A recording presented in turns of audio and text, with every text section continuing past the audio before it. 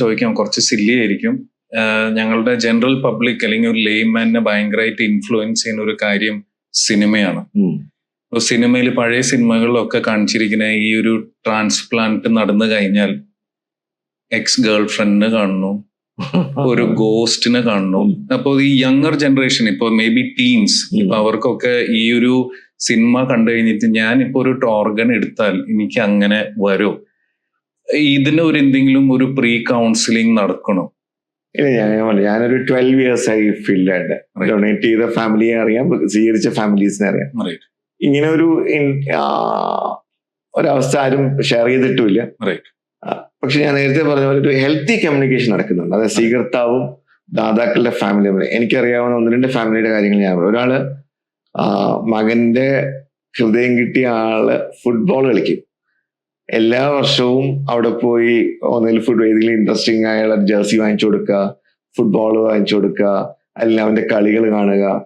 പിന്നെ വേറൊരു കാര്യം ശ്രദ്ധിച്ചിട്ടുള്ളത്, ഈ ഇവൻ മരുന്ന് കഴിച്ചോ ഇല്ലെന്ന് താല്പര്യം അവനേക്കാളും കൂടുതൽ ഈ ദാതാവിന്റെ അമ്മയ്ക്കാണ്.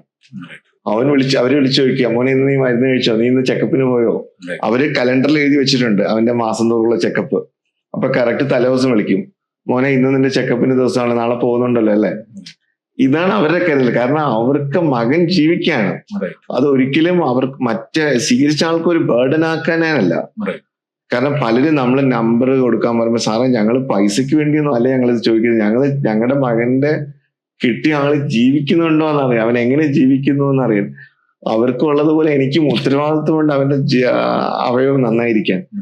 അതൊക്കെ കാണുമ്പോൾ ഞാൻ ഈ അങ്കമാലിയിലെ ഒരു ഫാമിലിയുടെ വീട്ടിൽ പോയി, സാധാരണക്കാര്, അതൊരു പയ്യൻ ഓട്ടോ ഡ്രൈവറോ എന്തൊരു കൂലിപ്പണിക്കാരനായിരുന്നു. അതിന്റെ അമ്മ പറയാ, സാറേ ഞങ്ങള് എല്ലാ മാസവും കിട്ടിയ ആൾക്ക് പൈസ ഇല്ലെങ്കിൽ ഞങ്ങള് പൈസ അയച്ചു കൊടുക്കും മരുന്ന് വാങ്ങിക്കാൻ. ഇവർക്കും പൈസ ഒന്നുമില്ല, അവര് സാധാരണ കൂലിപ്പണിക്കാരത്തിയാണ്. ഷീസില്ലെങ്കിൽ ഞങ്ങള് പൈസ അയച്ചു കൊടുക്കും മരുന്ന് വാങ്ങിക്കാൻ. അവന് പനി വന്ന അമ്മയ്ക്ക് സങ്കടമാണ്, ഇവന് ട്രാൻസ്പ്ലാന്റ് കഴിഞ്ഞ പനി വന്നു. ഇതാണ് ആ ഇമോഷൻസ്.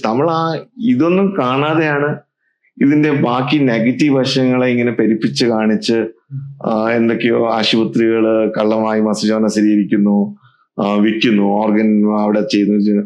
ഇതെല്ലാം എന്റെ മനസ്സിൽ ഒരു സ്കാസിറ്റി, അതായത് ഓർഗൻസിന് ഒരു സ്കാസിറ്റി ഉണ്ടാക്കുകയും മറ്റുള്ള നേരത്തെ പറഞ്ഞ പോലെ ഓർഗൻ വേറെ ഏതെങ്കിലും രീതിയിൽ ഒപ്പിക്കാൻ പറ്റുകയോ അല്ലെങ്കിൽ അതിന് ഇടനിലക്കാരിൽ എന്തെങ്കിലും ലാഭം ഉണ്ടാക്കാനോ അങ്ങനെയുള്ളൊരു താല്പര്യം ഈ ഒരു നെഗറ്റീവ് മസ്തിഷ്കമലാനന്തര അവയവദാനത്തിനുള്ളൊരു നെഗറ്റീവ് ക്യാമ്പയിൻ ഉണ്ടോ എന്ന് എനിക്ക് സംശയമുണ്ട്.